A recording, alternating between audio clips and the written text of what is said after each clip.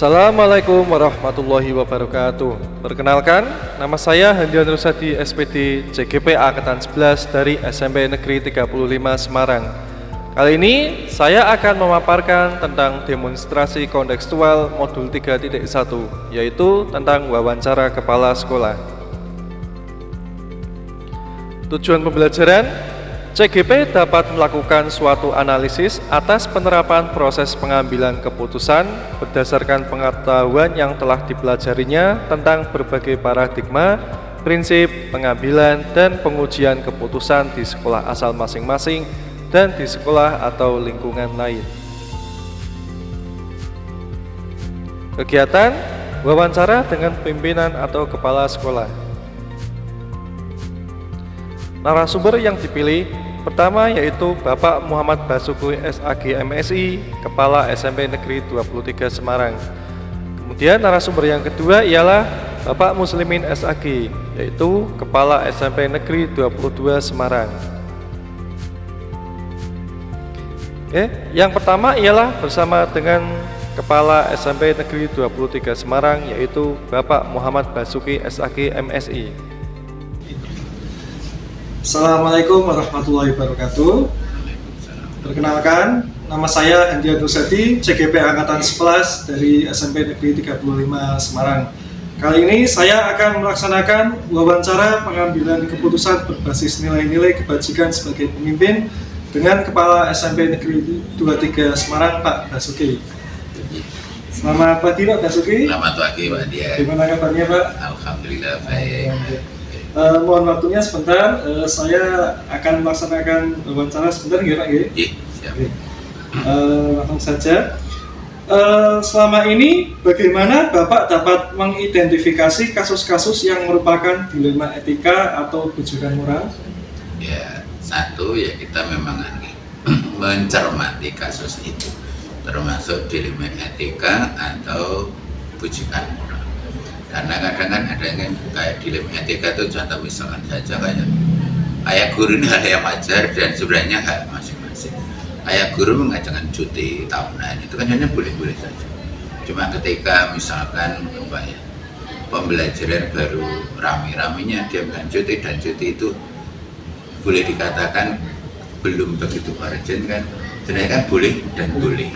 Nah itulah kita kadang dilema, tapi nanti terus ada komunikasi termasuk bujukan moral dan sebagainya kan bisa saja nih kalau yang ya kadang namanya pun ada bujukan yang baik, ada yang buruk, ada yang harus segera, ada yang nanti itu.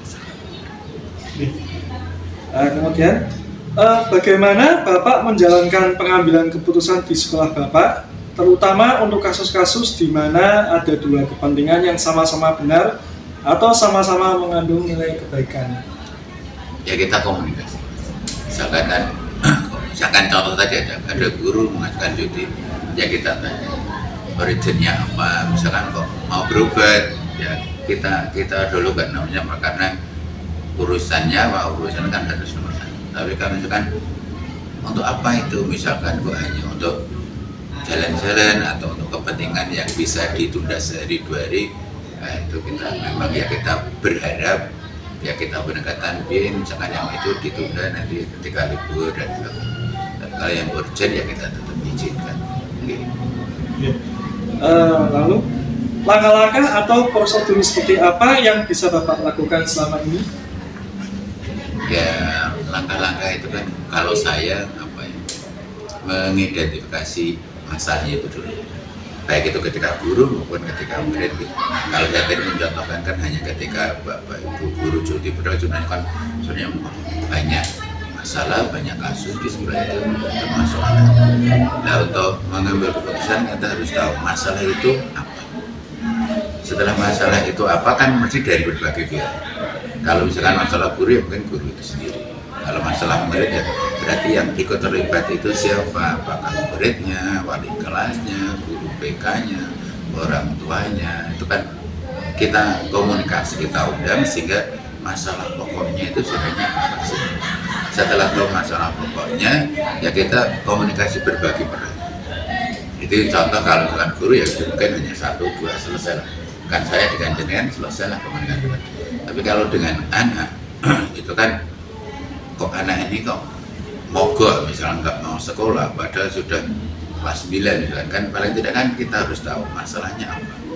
Kalau misalkan anak bisa jawab barangkali ada, tapi kan kadang tidak cukup bisa diselesaikan dengan anak, perlu dengan wali kelas, dengan BK, dengan orang tua, dengan sekolah, sehingga nanti kita identifikasi, kita bagi peran masing-masing itu, tugas anak apa, tugas orang tua apa, tugas kita apa, tugas wali kelas apa, BK apa, biar semuanya saling bisa bersinergi. Langkah berikutnya yaitu yang memantau dari peran itu kira-kira semuanya sudah berjalan dengan baik. Biasanya kalau anak-anak yang kadung mogol gitu kan jarang gitu, sekali disentuh, sekali dikit itu langsung wis dalan itu kan. Biasanya ada beberapa masalah yang itu harus dipantau untuk dievaluasi, dibuat keputusan yang lebih baru. Oke. Hal-hal apa saja yang selama ini Bapak anggap efektif dalam pengambilan keputusan pada kasus-kasus dilema etika? Terkait kasus-kasus itu, kasus apapun, kalau saya itu menomorsatukan komunikasi.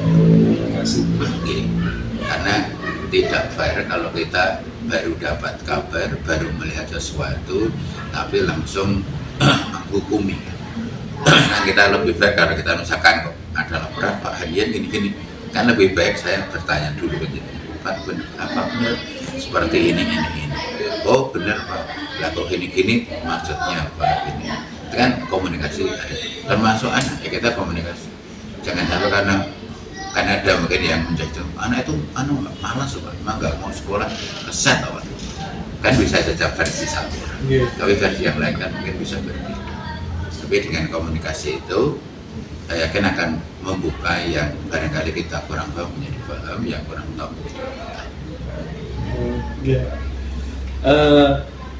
Hal-hal apa saja yang selama ini merupakan tantangan dalam pengambilan keputusan pada kasus-kasus dilema etika? Ya tantangannya satu ketika mengambil keputusan kalau dengan guru itu bagaimana tidak membuat guru itu sakit hati.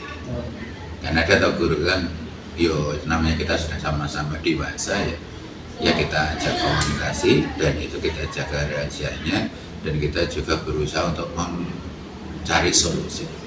Contoh yang lain yang paling gampang misalkan ada guru yang sakit, terus bapak itu guru itu kan mungkin menjalankan tugasnya kayaknya berat dan kita harus mencari solusi.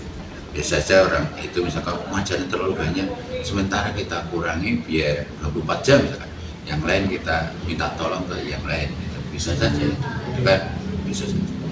Termasuk misalkan kalau anak-anak tadi ya kita kan juga tantangannya kadang kalau dengan guru tadi tantangannya guru liane ki gelem ora ya teten. Gelem ora ya ditambah. Itu kan komunikasi dan pendekatan. Kalau dengan anak kadang ada bapak ibu guru yang kadang simpel aja. Pak itu anak juga berapa lama? Sudah kita dikeluarkan apa? Bulan lahir itu kan kadang ada yang berapa? Itu kan kadang juga kita harus ngomong semuanya. Artinya Pak guru itu juga tidak salah barangkali guru yang bersangkutan sudah sering mengingatkan anak itu tapi anak itu nggak respon pada guru itu kan bisa juga. Tapi kan kita juga sebagai sekolah kan bagaimana kepentingan kita menyelamatkan anak itu. Kan tidak mungkin kalau ada masalah keluar ya nanti nggak ada pembinaan. Jadi ya tetap kalau masalah itu tantangan itu selalu ada ya bagaimana win-win solution semuanya itu merasa wongke, merasa dihargai, merasa diterima ide dan usulannya, tapi juga mencapai tujuan yang terbaik. Baik. Kemudian, apakah Bapak memiliki sebuah tata kelola atau jadwal tertentu dalam sebuah penyelesaian kasus dilema etika? Apakah Bapak langsung menyelesaikan di tempat atau memiliki sebuah jadwal untuk menyelesaikannya? Bentuk atau prosedur seperti apa yang Bapak jalankan? Kalau menyelesaikan kasus, kalau saya melihat jenis kasus dan peliknya kasus seperti itu. Kalau kasus itu memang harus segera ditangani, ya kita prioritas. Sekarang menyangkut nyawa, menyangkut kebijakan yang urgent dan itu harus, ya harus. Nggak usah nunggu di jadwal besok-besok. Ya sudah sekarang walaupun ngajar kita, misalkan kita dengar anak, misalkan kok guru itu melakukan sesuatu yang cederaan, entah itu bullying, entah itu pelecehan seksual, entah itu kekerasan. Kalau itu nanti tidak ditunda di jadwal besok nanti dan sebagainya, ya sewu itu kan berita itu kadang satu kita belum tahu benar apa tidak, yang kedua nanti nyebarin cepat. Itu kalau itu kan berarti kan harus cepat. Tapi kalau misalkan kayak anak yang misalkan yang mungkin mogok wis-wis ya itu harus cepat juga. Apalagi kalau sudah kelas 9, semester 2, ya diundur sesona ya anaknya selawis liane terus santai-santai. Tapi ada beberapa kasus mungkin perlu ya sudahlah, ini coba didekati wali kelas dulu, coba ini didekati guru BK dulu, sehingga nanti ini wali kelas terkait waktu 2-3 hari misalkan kalau nggak ada perubahan anak kita setelah ketemu kita bersama orang tua itu kan bisa. Artinya apa ya, memang tidak semua kasus itu dengan prosedur yang sama, tapi dilihat dari saya urgent tidaknya harus segera diselesaikan. Tetapi intinya bahwa semua kasus harus diselesaikan. Lalu, adakah seseorang atau faktor-faktor apa yang selama ini mempermudah atau membantu Bapak dalam pengambilan keputusan dalam kasus-kasus dilema etika? Alhamdulillah yang selama yang saya alami itu semuanya membantu. Jadi nggak ada kendala berat. Misalkan mengundang Bapak Ibu guru ya proaktif, mengundang guru BK ya proaktif, mengundang orang tua ya proaktif. Nah kalau misalkan ada kendala bahasa, komunikasi atau permasalahan waktu, wah jangan pagi Pak, saya siang Pak. Nah, ini kan itu nggak begitu masalah. Tapi alhamdulillah baik teman-teman maupun siswa maupun orang tua ketika ada kasus kita selesaikan itu alhamdulillah begitu mendukung. Ini ketika ada yang kayak gitu kan, ketika mendukung gitu kan tinggal bagaimana kita mengelola komunikasi itu bisa lebih efektif.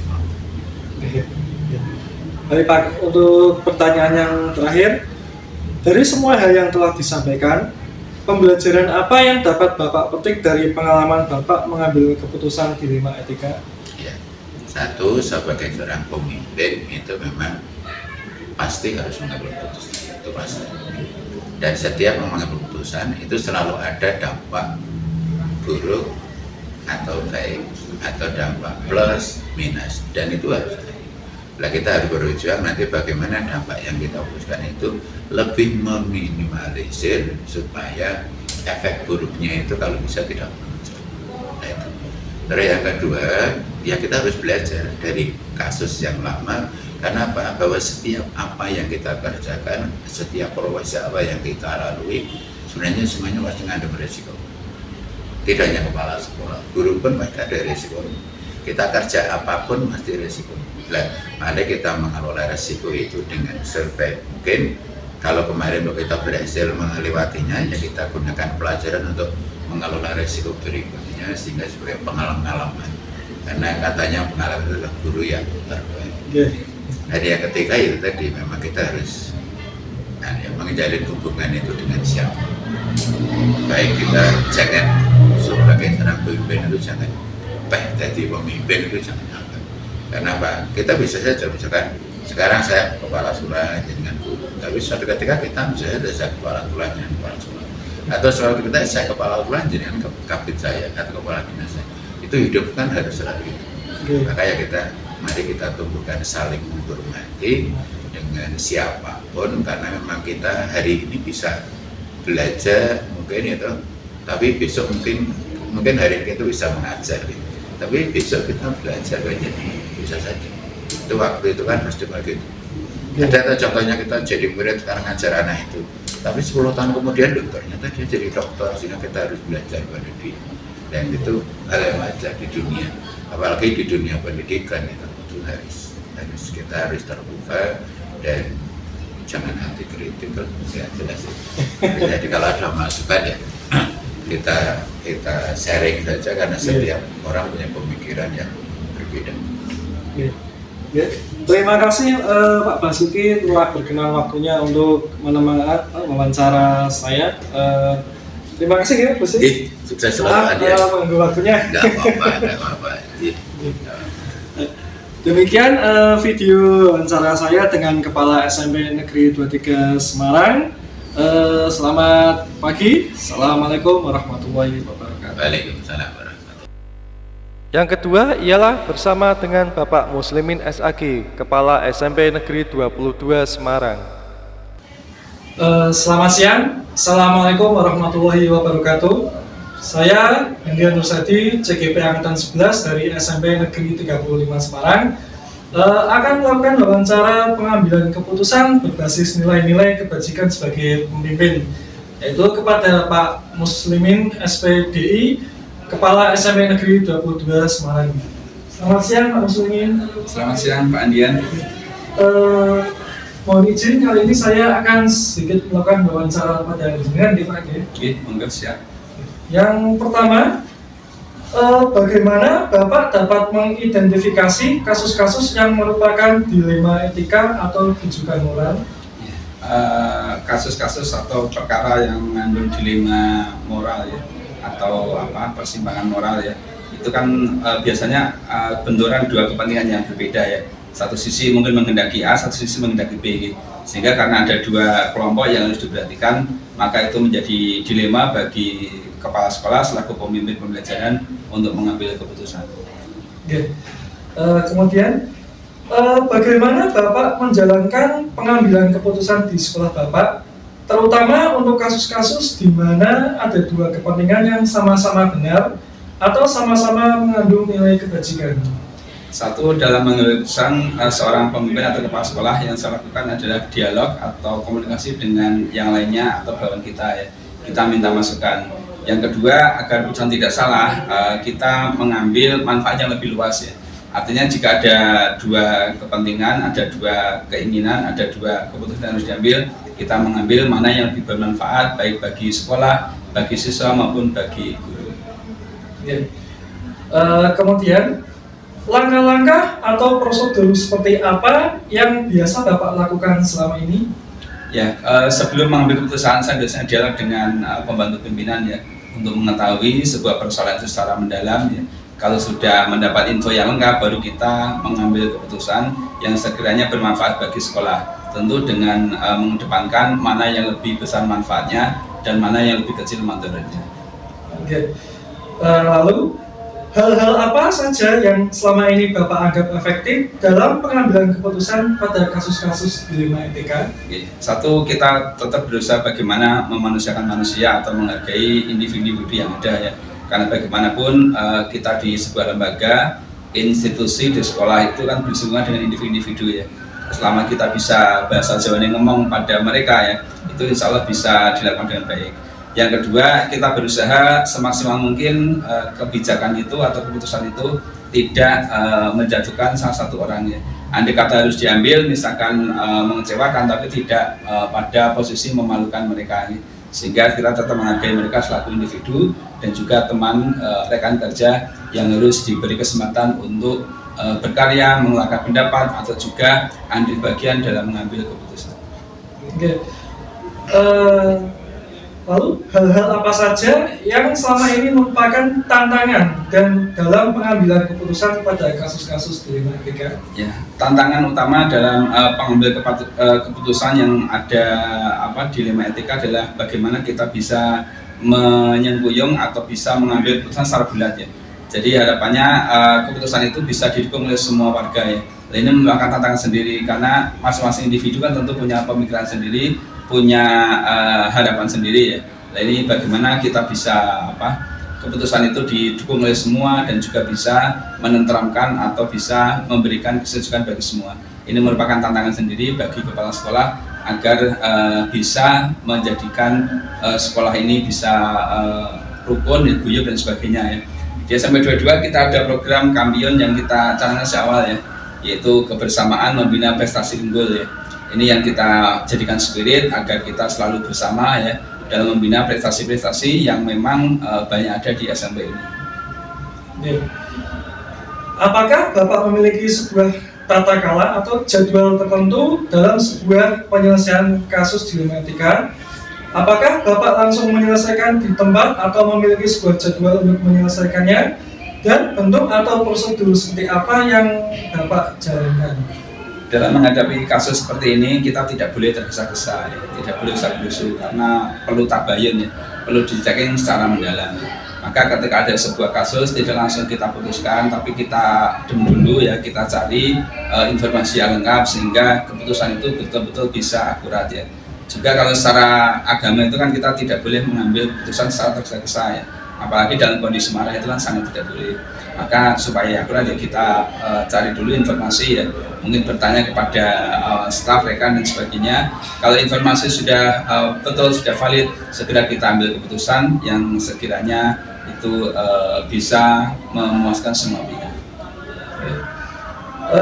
Adakah seseorang atau faktor-faktor apa yang selama ini mempermudah atau membantu Bapak dalam pengambilan keputusan dalam kasus-kasus dilema etika? Ya, yang membantu saya sekali adalah kooperatif dari teman-teman, ya. Dimana teman-teman itu banyak memberi informasi yang akurat dan juga mereka ada spirit untuk bersama, ya. Dengan spirit bersama itu ketika ada perbedaan itu dianggap sesuatu yang wajar, tidak menjadi pengelompokan masing-masing kelompok, ya, masing-masing tim, ya. Sehingga dengan semangat kebersamaan ini ketika ada sedikit perbedaan itu hal yang wajar dan kita segera bisa melupakan untuk kerja bersama jika sudah diputuskan secara bulat oleh lembaga. Ya. Nah, kemudian ini Pak yang terakhir, dari semua hal yang telah disampaikan, pembelajaran apa yang dapat Bapak petik dari pengalaman Bapak mengambil keputusan dilema etika? Ya, bahwa dilema etika ini sebuah persoalan yang pasti dialami atau akan terjadi pada sebuah lembaga atau sebuah kepemimpinan. Maka seorang pemimpin atau kepala sekolah diharapkan bisa bijak mensikapi hal tersebut, ya, sehingga keputusannya tidak salah dan membuat sakit hati individu-individu yang ada, ya. Maka di sini perlu dialog, ya, mendengarkan semua pihak, masukannya kita coba rangkum, ya, kemudian kita cari solusi yang terbaik untuk bisa menyatukan teman-teman yang mungkin ada beda pendapat satu dengan yang lain. Ya. Terima kasih Pak Muslimin atas waktunya yang diluangkan untuk wawancara ini. Selamat siang ya, semoga sukses ya Pak Andian. Amin amin. Demikian wawancara saya tentang pengambilan keputusan berbasis nilai-nilai kebajikan sebagai pemimpin kepada Pak Muslimin, Kepala SMP Negeri 22 Semarang. Selamat siang. Assalamualaikum warahmatullahi wabarakatuh. Waalaikumsalam. Analisis dan refleksi. Analisis dan lakukan refleksi atas hasil wawancara tersebut. Hal-hal menarik dan pertanyaan mengganjal. Hasil wawancara menunjukkan bahwa kepala sekolah memandang pengambilan keputusan dalam kasus dilema etika dengan hati-hati dan penuh pertimbangan. Hal menarik adalah adanya fokus pada keterlibatan tim dan komunikasi terbuka dalam proses pengambilan keputusan. Namun, ada pertanyaan mengganjal tentang bagaimana mereka secara sistematis mengevaluasi keputusan yang diambil, terutama dalam situasi yang kompleks dan memerlukan penilaian mendalam. Ketika dibandingkan dengan konsep 4 paradigma, 3 prinsip dan 9 langkah pengujian, tampak bahwa walaupun mereka mempraktikkan keterlibatan dan keadilan, belum ada pembahasan mendalam tentang bagaimana mereka menerapkan semua langkah pengujian secara terstruktur. Ini menunjukkan adanya ruang untuk peningkatan dalam penggunaan kerangka teori yang lebih sistematis dalam pengambilan keputusan etika. Persamaan dan perbedaan. Dari hasil wawancara, ada persamaan di antara pimpinan dalam hal melibatkan tim dan komunikasi terbuka. Namun, ada perbedaan dalam cara mereka menangani tantangan dan penggunaan prosedur. Misalnya, satu pimpinan mungkin lebih menekankan pada mediasi dan dukungan eksternal, sementara yang lain fokus pada prosedur internal dan penyelesaian cepat.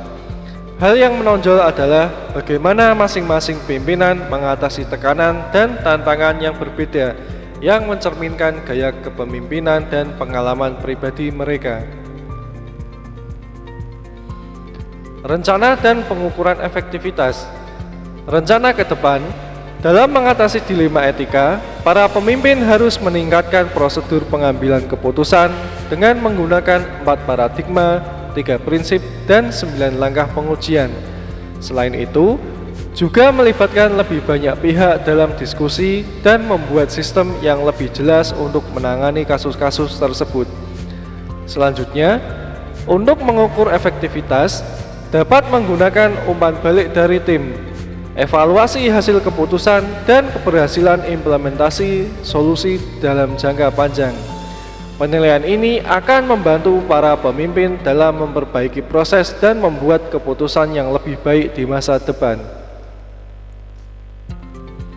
Penerapan pengambilan keputusan.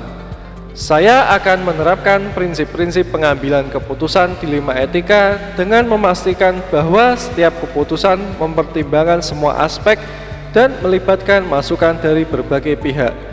Saya akan mulai dengan melibatkan murid dan kolega dalam diskusi tentang keputusan yang berdampak pada mereka, memastikan semua suara didengar, dan menggunakan prosedur yang sistematis untuk menguji keputusan yang diambil, yaitu 4 paradigma, 3 prinsip, dan 9 langkah pengujian.